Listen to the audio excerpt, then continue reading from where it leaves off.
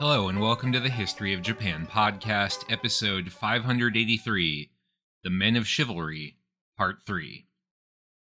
We left off last week by observing that by the 1980s, the jidaigeki as a genre had more or less fallen off the film map. At its height, 4 out of every 10 films produced in Japan belonged to that genre, but by the last few decades of the 20th century, they were not gone, but becoming more of a rarity. Why was that? What had started to change by the 80s that the samurai flick no longer had the draw it once did?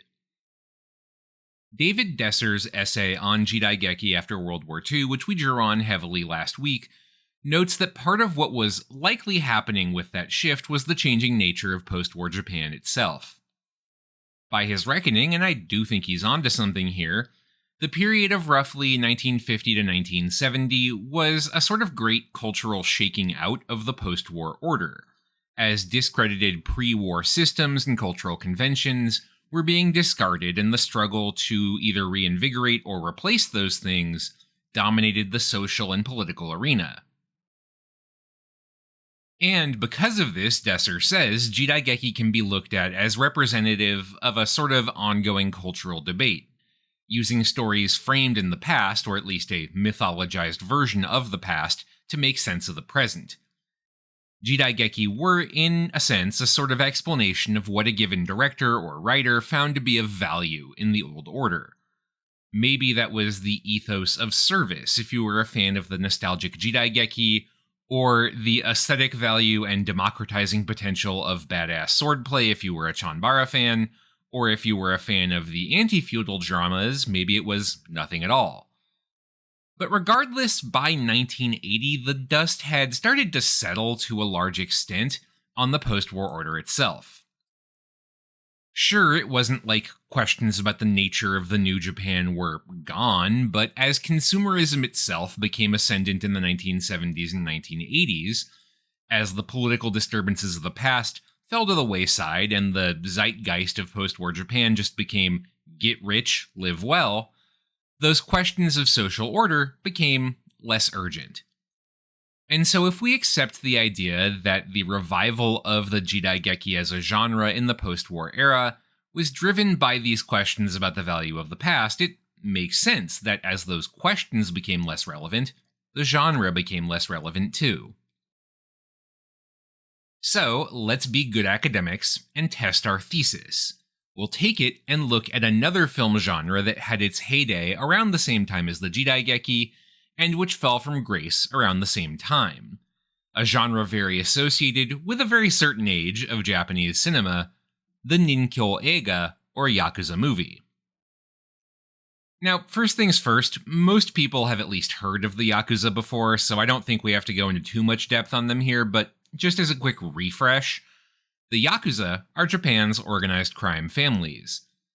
They claim murky roots in the distant past, often tying their own histories to that of the samurai class, and in particular it is commonly suggested the first yakuza came from the ranks of the ronin, the masterless samurai, left unemployed in the wake of the end of the civil wars of the 1500s, who banded together to sustain themselves in the new age of peace. That origin story is, to put it mildly, controversial among historians, and to my knowledge, no serious historian accepts it today. In reality, yakuza are almost certainly descended from street gangs, gambling groups, and the like, which proliferated particularly during the middle to late Tokugawa periods, the 1700s and onward. The whole samurai origin story was likely a later invention intended to put a little luster, let's call it, on the world of organized crime. Now, another aspect of the yakuza intended to put a little glamour on a distinctly unglamorous profession is the idea of the yakuza code, referred to in Japanese variously as jingi, which is a 2-character compound of the Confucian virtues of benevolence and justice, ninkyo, the path of chivalry, or gokudo, the path of extremes. Big picture, the so-called yakuza code is very similar structurally to bushido, the code of the samurai, with its emphasis on loyalty, duty, benevolence, and filial piety. But of course, I would be remiss not to note here that Bushido as a term is an anachronism. It did not come into common usage until after the end of feudalism in the samurai class in the 1870s, and was popularized in large part by the Japanese military as a way of bolstering its own legitimacy. The military in this thinking being the spiritual descendants of the samurai of old, except they were serving the higher cause of the nation and emperor, rather than the parochial small interest of a single master. For most of the history of the samurai, the idea of Bushido, or a warrior code in general, would be conspicuous mostly by its absence. Samurai were of course constantly enjoined to be loyal to their masters, but the very frequency with which they were reminded of that loyalty is an indicator more than anything else of how often the loyalties were breached.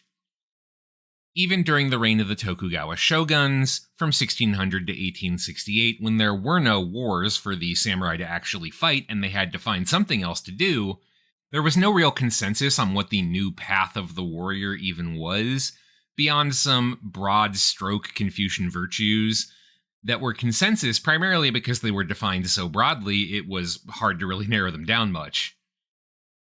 In a very similar sense, the way of the yakuza, jinki, ninkyo-do, gokudo, whatever you want to call it, doesn't have, from what I've seen, much of a historical basis in anything at all. Longtime listeners of the show, for example, will know that during the early Meiji period, right after the end of feudalism, the yakuza were heavily involved in things like assaults on socialists and union organizers, and attacking left-wing voters on the way to the polls during Japan's early elections. Not exactly what I would call chivalrous.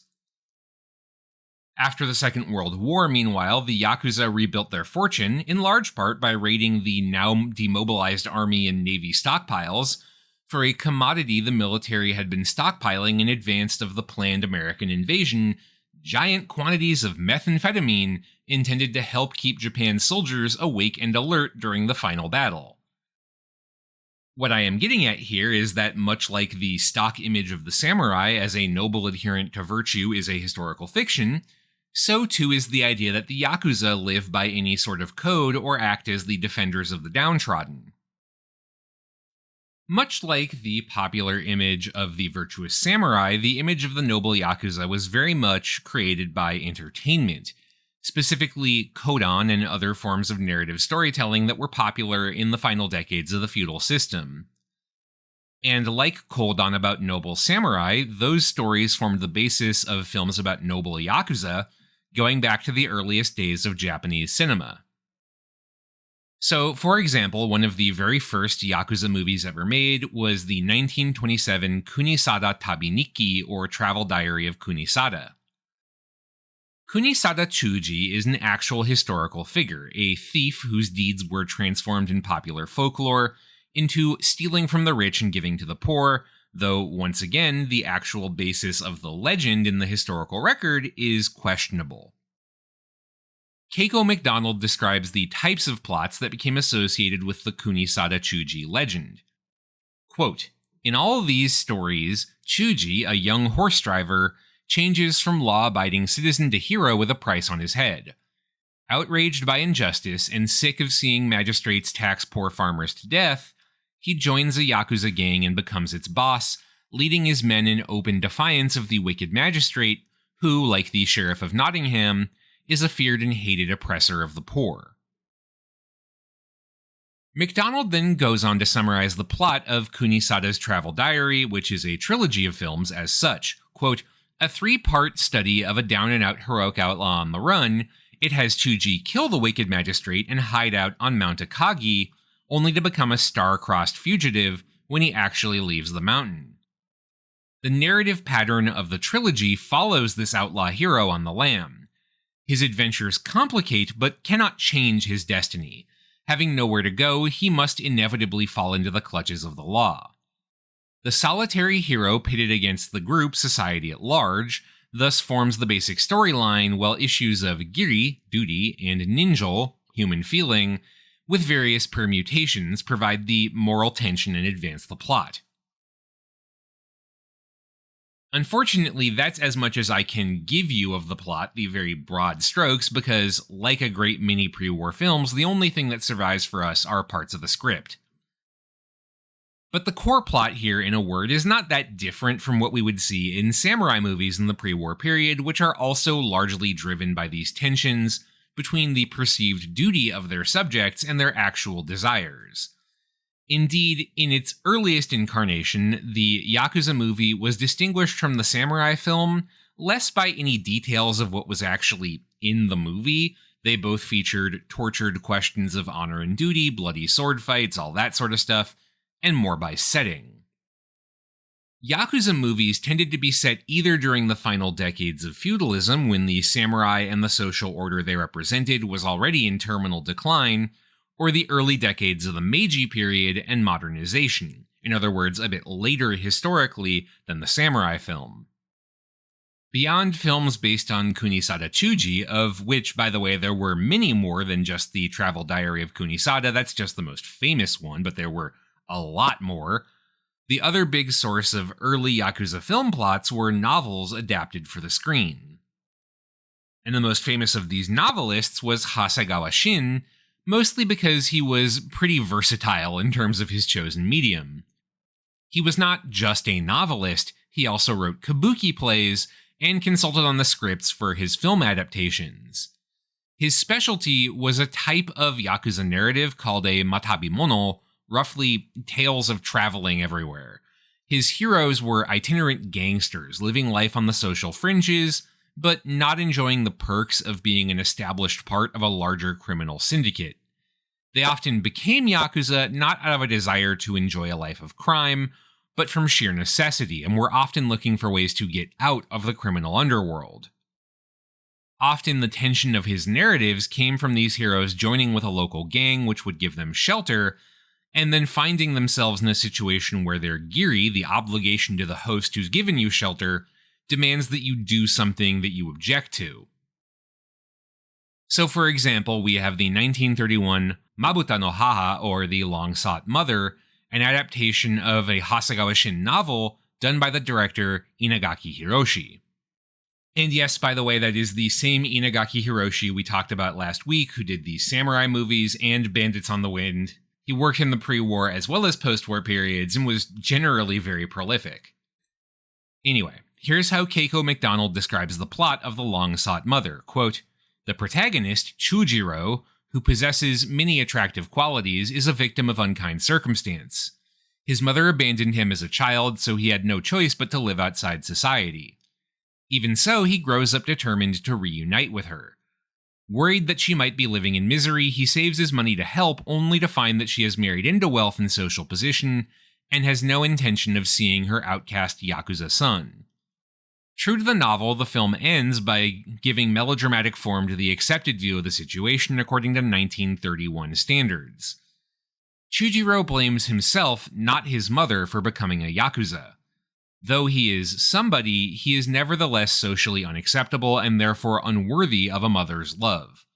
Denied to him is the ultimate male happiness of protecting the weaker sex or serving as the head of a family. He cries out, 'I don't want to be a Yakuza.' Too late. His desire for respectability must remain a dream, a mere form of wish fulfillment." Pretty much all Hasegawa novels are replete with this combination of drama and ethical conundrums, usually around this very similar framework. So, for example, one of Hasegawa's more famous characters was Kutsutake Tokijiro. Hasegawa wrote the first Kutsutake book back in 1928, and it was made into a movie 3 times during the pre-war era, in 1929, 1932, and 1936. To return to Keiko MacDonald's words, those films deal with, quote, giri, obligation, as it relates to the most basic necessities, as a Yakuza ponders his obligation to the boss who gives him food and shelter. The Jingi Code has a name for this, Ishoku Ichihan, repayment for a night's accommodation and a meal. Tokijiro has a debt to his current hosts of 3 days' lodging when he is asked to join a fight with a rival gang. Forced to challenge and kill, Tokijiro then balks at a follow-up order to murder an enemy, his wife, and child. In this case, Giri expresses loyalty to a temporary boss, and Ninjo human feeling, compassion for the innocent. Tokijiro reconciles the two by telling his boss that the Jingi Code forbids the harming of innocent people. Still, Giri makes its claim on Tokijiro, who feels guilty for not being able to satisfy his boss. As in most Yakuza films based on Hasegawa novels, the hero can never free himself entirely from these ties. To be sure, Tokijiro leaves the outlaw life and even assumes responsibility for the wife and child he had been assigned to kill, but like him, they are rootless now. The life of decent common folk is closed to them, all they have is a roaming, hand-to-mouth existence. This is Hasegawa's basic shtick, this tension between Giri and Ninjo that is fundamentally unresolvable and that leaves the doomed hero in this very tragic final circumstance. It's a far cry, we'll see, from post-war Yakuza films, but we have to get there first. So, like samurai movies, Yakuza movies were banned after the end of the Second World War. The US-led occupation government of Japan was of the opinion that said films were too feudal in their outlook and promoted militarism. And as a result, the Yakuza film as a genre would go into something of a hibernation during this period.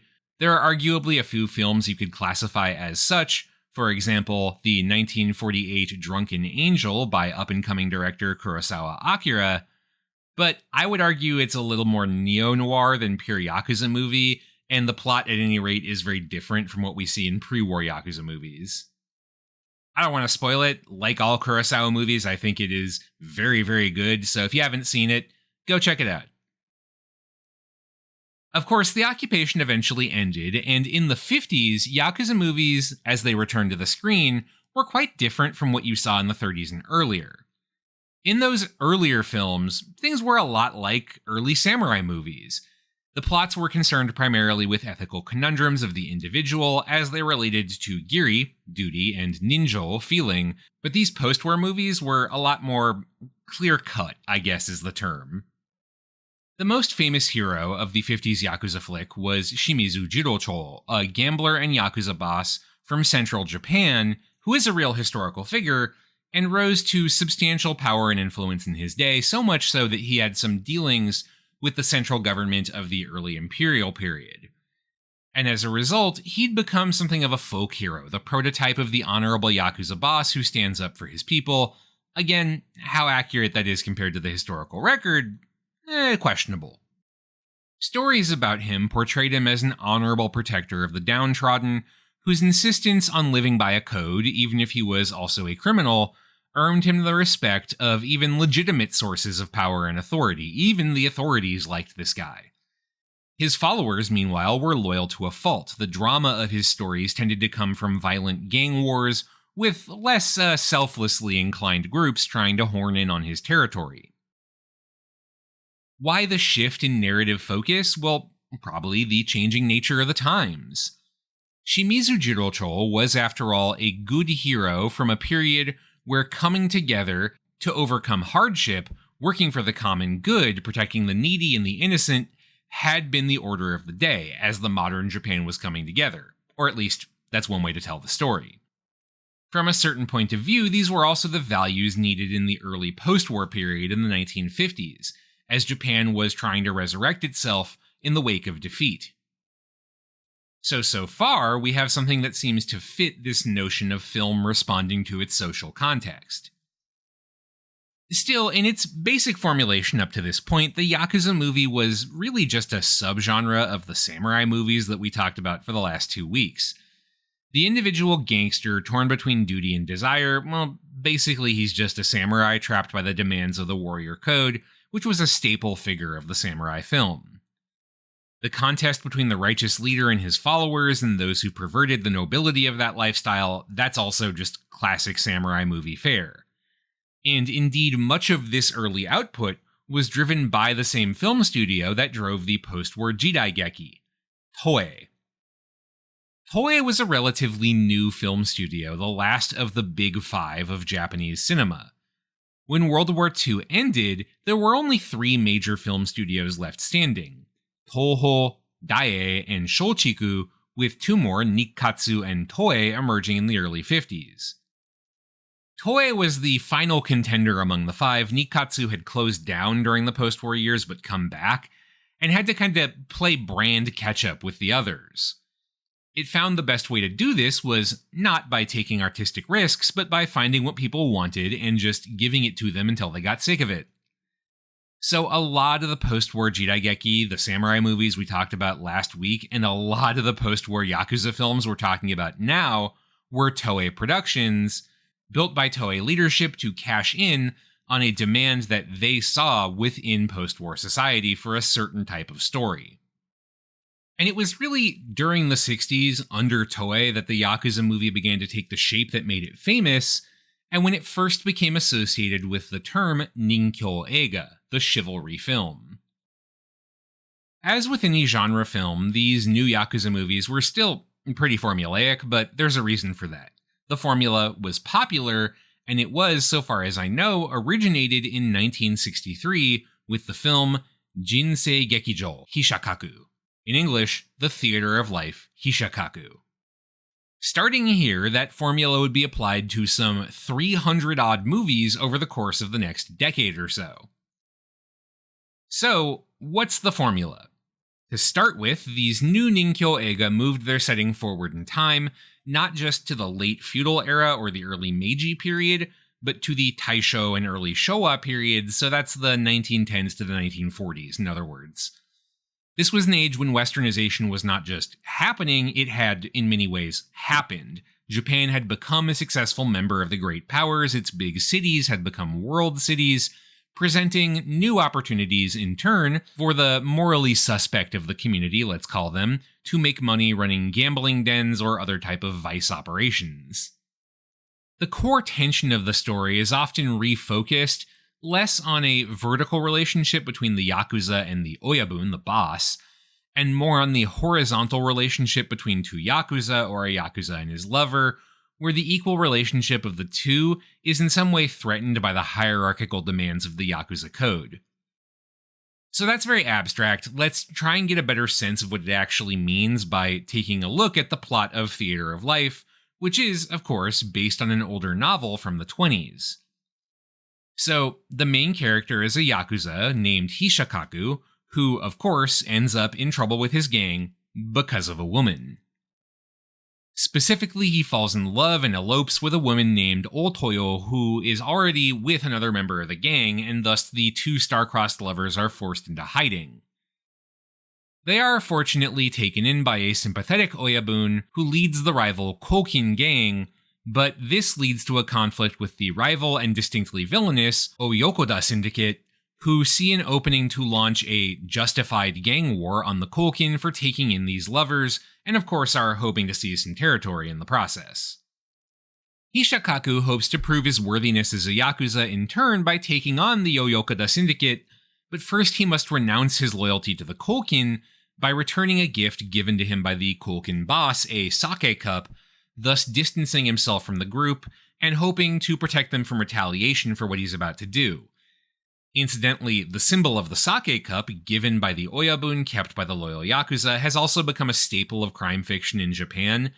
I've not been able to find anything at all regarding whether Yakuza actually use it, or even if they started adopting it as a symbol because of movies like these, but it's one of those stock symbols that has come to popularity possibly because of cinema, and then become reality rather than cinema reflecting reality. Anyway, Hishakaku then goes, attacks the Kokin gang, kills several members, and turns himself into the police, demonstrating his loyalty, but because he's not a Kokin follower, he doesn't enjoy their protection anymore and does have to face the legal consequences for what he's done. But of course, the drama does not end there. While Hishakaku is in the slammer, his lover Otoyo, for whom he's done all of this, takes up with another Kokin Yakuza named Miyagawa, and Boss Kokin himself is actually assassinated by the Oyokoda, who clearly have not had enough of this whole gang war. When Hishakaku is released from prison, because no one will testify against him after all, Miyagawa apologizes to him for sleeping with his woman. Otoyo's agency in all this is not, as I understand it, investigated at all. Miyagawa first offers to cut off his own pinky, the classic Yakuza atonement, and then when Hishikaku says don't do that, decides to run off and die in a blaze of glory instead by attacking the Oyokura stronghold.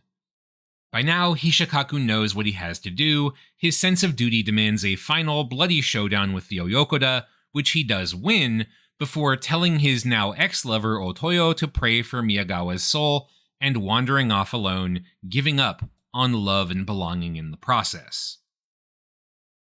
I'll return to Keiko McDonald here to describe the impact of the movie. Quote, "The immense popularity of the theater of life Hishikaku spawned other series featuring this hero, and a host of remakes and spin-offs as well. The Yakuza image, established at the outset by the lead actor Tsuruta Koji, was endlessly repeated too, a lone wolf unwilling to be bound by the Jingi code, which cramps his sense of moral authenticity and his need for ninjo, human feeling, and self-assertiveness. This Yakuza is motivated not by greed or opportunism, but by genuine humanistic impulses, pure love for a woman or a brother Yakuza. Even so, he remains a Yakuza and is a part of that complex web of obligations. He stands apart chiefly by virtue of patience and long suffering. His breaking point is slow in coming, yet he is pushed to his limit, and in the climax of the film, he executes acts of virtuoso violence, most often in response to Giri pressure to avenge lost comrades. As in the Western, his privileges of freedom and isolation are encoded in an obvious icon: the clothes he wears. This means a very informal kimono with a simple sash, no cloak or hakama trousers. And as an aside for me, that's because the cloak or hakama looks a bit more samurai-ish. An actor such as Tsuruta is shown dressed in this kinagashi style at all times, even in ceremonial occasions. Now, films based on the model of theater of life and the Hishikaku role as played by Tsuruta Koji became a box office phenomenon for the next decade. And to be honest, many of them are very samey from a modern perspective, tending towards basically the same plot structure that we just went over, with a noble Yakuza pushed to his brink, facing down corrupt Yakuza as a result, often while feuding over the love of a beautiful woman. I want to note, though, that in a lot of these movies, I think this is very interesting, one of the unifying factors is a kind of skepticism about westernization and modernity. And indeed, the heroes of these films are universally, like Hishikaku, ones that tend to hew more towards what they see as traditional Yakuza values, even as they question those at times, and who tend to dress very traditionally as well. So for example, there's a whole series of movies, Nihon Kyokakuden, or Tales of Japanese Yakuza, released from 1964 to 1971, that chronicle the lives of more traditional Yakuza who are pillars of their communities. They are respectable, law-abiding, dignified, and they live up to a saying attributed actually to the historical Shimizu Jirocho, the basis of that popular hero from the 50s Yakuza movie, quote, "You may belong to the Yakuza world, just don't lead a Yakuza life." These morally respectable Yakuza, meanwhile, always end up in conflict with other Yakuza who are rude, arrogant, obsessed with money and power rather than serving their communities, and who are almost universally dressed in Western suits, while the heroes wear the same informal style of kimono that had been worn by Tsuruta Koji / Hishikaku. It's a very on-the-nose piece of visual symbolism intended to highlight one of the basic themes of these movies: noble masculinity defending the weak and upholding traditional norms of honor and virtue, while defeating greed and lasciviousness, often identified in these films with non-Japanese values. Of course, the irony of a film company like Toei, which made Theater of Life and Nihon Kyokakuden and the vast majority of the rest of these Yakuza movies, specifically to cash in an arguably greedy way on what it perceived as the cultural trend of the time, well, it's hard to miss. Speaking of Toei, there's one other impact the production company itself, which became infamous for churning out samey Yakuza movies and making bank off of them, had on the sort of prototypical structure of the Yakuza film from this period: a very heavy reliance on a locked-down star system. The star system itself is, of course, almost as old as the film industry, one of the great innovations pioneered by Hollywood in the 1920s. The basic idea here, if you're not familiar, was the locking of actors into exclusive contracts with major studios, such that famous actor X only appears in the movies of Studio Y, and thus becomes the draw for going to that studio's movies. This also gave studios a lot of power to control the image of their film stars in terms of the films they took, the type of roles they would play. In some cases, studios went so far as to change the names and backstories of their actors to make them more appealing to a mass audience, which usually meant making them less ethnic and, in Hollywood especially, less Jewish, like, say, Kirk Douglas, birth name Isser Danielovich, or Lauren Bacall, birth name Betty Joan Persky. Eventually in the US, the star system fell apart due to a combination of competition from television, where studios were a lot less controlling and you could still make decent money, and bad press, with stories of abusive and exploitative conditions for actors, leading to a lot of pressure to change how the system worked. But in Japan, the star system and studio dominance lasted into the 80s, for reasons we don't really have room to get into here, but especially for Toei, which, remember, got into the pump-out samurai and yakuza movies game, specifically to catch up with the other Big Five studios. Toei was infamous for relying on known stars who could serve as draws for their films, which dovetailed nicely with their general strategy of just IDing a winning formula for a movie and doing it over and over again until they ran it into the ground. 3 stars in particular, the aforementioned Tsuruta Koji, who played the role of Hishikaku, as well as Sugawara Bunta and Takakura Ken, became the face of Toei's chivalry movies and the yakuza narrative more generally. They're associated with the genre in the same way that, say, like Dolph Lundgren and Arnold Schwarzenegger are the face of the 1980s action movie in the US, but imagine if they only appeared in one company's movies, and that company was churning out, an average of like 30 movies a year. Anyway, the ninkyo eiga or yakuza movie would remain one of, if not the most profitable genres in Japanese cinema until the early 1970s, when it would finally begin a steady decline in popularity from which, much like the samurai film, it has never fully recovered, though it's not gone altogether. Partially the issue was the films were just deeply dependent on a stock stable of identifiable stars like Tsuruta, Sugawara, and Takakura, to the point that you could, when a film was first announced, almost predict the whole cast without even looking at anything else but the title. And when those actors started to age out of action-heavy roles, Toei had a hard time building up new people to replace them. The bigger issue, though, was frankly saturation. The movies were being pumped out at such a high rate, they were so samey that even by the late 60s, Toei was scrambling to find ways to differentiate them, to make a case for why would you pay to go see this one if you've seen all the others.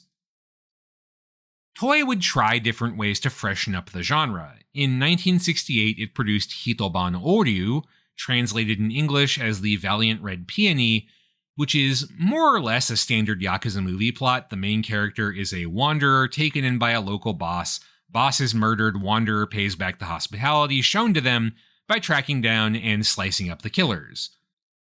But there's one key difference. The main character, Oryu, is a woman played by Fuji Sumiko. This was enough of a twist on the standard formula to draw in some new audiences. You have a main character who's still torn between obligation and desire, but now there's the extra twist that they are unable to fit the model of traditional womanhood and all the things that entails, like romance, because they are simply too badass of a yakuza. But of course, Toei then ruined the freshness of this whole idea with 7 more films in the series. Even with these innovations, the formula was getting stale. By the early 70s, even Toei's leadership was forced to recognize the genre just wasn't playing anymore in the way they wanted it to, and so they took one more big risk. Toei leadership tapped a wholly new director, Fukasaku Kinji, who was a bit suspicious of the whole Yakuza movie racket in general. As he later recalled, quote, "The traditional Yakuza film depicted a clear-cut struggle between good and evil. Casting was entirely predictable. The odd thing was the good Yakuza in these films were portrayed as being much better than your average law-abiding citizen. I was always puzzled by that, so I booked from this convention by playing up the negative aspects of Yakuza life." He played up those aspects by taking on a script that Toei had received from Mino Kozo, a former yakuza who'd been jailed in the 60s for his participation in gang warfare, and who had worked with a reporter from the Yomiuri Shimbun, Ibochi Koichi, to write up a series of articles based on his experiences. Mino's story, as punched up by Ibochi, became the basis of a script for a film called Jingi Naki Tatakai.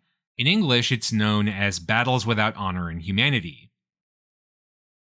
I'm guessing if you've heard of a Yakuza movie before, it's probably this one. The film, when it was released in 1973, was both commercially and critically very successful for its unvarnished depiction of what life in the world of organized crime actually looked like. Gone is any pretense of Jingi, the Yakuza code, and indeed the very name of the film in Japanese, Jingi Naki Tatakai, Battles Without Jingi, makes it very clear. There are no clear-cut heroes or villains, certainly nobody with actual agency over what's happening. Instead, all the characters are just trapped in this endless battle for power over the underworld of post-war Japan, driven by social, economic, and political goings-on that are just outside of their control. There is a sort of protagonist, Hirono, played by one of Toei's stable of stars, Sugawara Bunta. The director, Fukasaku Kinji, would later make a bunch of noise in his career about undercutting the star system by casting longtime Yakuza movie star Sugawara in a more morally ambiguous role, but I think that's a little bit silly. He's still definably the protagonist and was already a very established star, and Hirono's character is more moral than the rest of the cast, even if he's not a great guy. But over the course of the film and its 4 sequels, Hirono and his gang, called the Yamamori Gumi, based on the real-life Yamaguchi Gumi, rise up from barely scraping by gangsters in the ruined post-war to the power behind a vast web of corporations with various legal and illegal interests. In all the movies, Hirono tries to hew to a code of loyalty to his gang's leaders, but over the course of the films, discovers it's not possible. In the chaotic world of the Yakuza, power and money are the only things that make a difference, not the traditional chivalry that enabled the heroes of older Yakuza movies to win the day. The main focus is on the chaotic violence of the underworld, and as the director Fukasaku Kinji put it later, quote, "All these are portrayed in Battles Without Honor and Humanity. Violence perpetrated by the man in the street and the powerful Yakuza, violence against violence, violence as an end in itself, and violence directed against the weak and defenseless, and so on." The final shot of the last film makes it very clear that Fukasaku conceived of the whole series as not really even being about the Yakuza, but human nature more generally.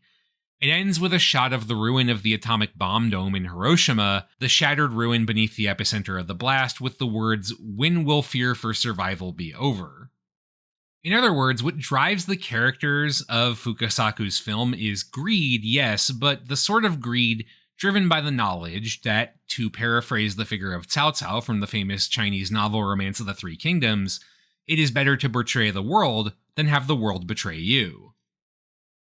Again, the film was a huge commercial success, so much so that it did spawn 4 sequels, because of course Toei was never going to resist that, and a whole genre of imitators, the so-called Jitsuroku Eiga, or realistic films, so called because they were more realistic in their depictions of the underworld.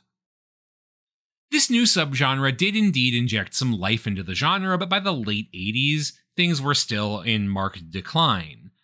Toei, and occasionally Toho by now, did keep churning out some Yakuza movies, and there are still a few made every year, but the Yakuza movie was very much in its twilight. I think it's fairly clear looking back that the Ninkyo Eiga / Yakuza film followed more or less the same trajectory as the samurai film / jidaigeki before and alongside it. A way of giving voice to questions about modernity and identity, westernization and tradition, and the interplay thereof. It makes sense, therefore, that, like the jidaigeki, the Yakuza film would decline in the 70s and 80s as a result. The question of what Japan would be now that the empire was gone was starting to look, if not settled, then at least more so than it had been. Of course, it's also hard not to look at all this history as reflective of the trend-chasing nature of film and entertainment in general. We tend to look at modern trends in film, like the never-ending superhero movie fiesta, as something kind of new driven by our attention economy, social media, but they're not. And it's not like Toei doing this with Jidaigeki and Yakuza movies is unique either. I mean, look at the number of Godzilla movies Toho has made. And arguably, American studios did the exact same thing with their two favorite film genres during the mid-20th century, the Western and the movie musical, riding the train until the proverbial wheels came off and demand collapsed. Ultimately, I think this is what even makes film and entertainment history more generally interesting, because both these lenses apply. On the one hand, this is a business that exists to make money, and the charting of attempts to catch the trend and excite audiences with something new, but not so new they have no idea what to expect and will stay home, it's really interesting. That trend chasing is all about trying to find out what will resonate with the film-going masses, which means trying to reflect something real and meaningful about public discourse. Film, in the end, holds up a mirror to society and shows us what it thinks we want or need to see. That interaction, whether it was 100 years ago or today, I always think it's really interesting to think about. But that's enough for this week and enough for this mini-series. Thank you very much for listening. This show is a part of the Facing Backward podcast network. You can find out more about this show and our other shows at facingbackward.com, and you can support the network on Patreon. Special thanks to new patron Aaron for donating to support the show. Thanks again for listening, and I'll see you next week for the first part of a new miniseries on the history of conspiracy and conspiratorial thinking in Japan.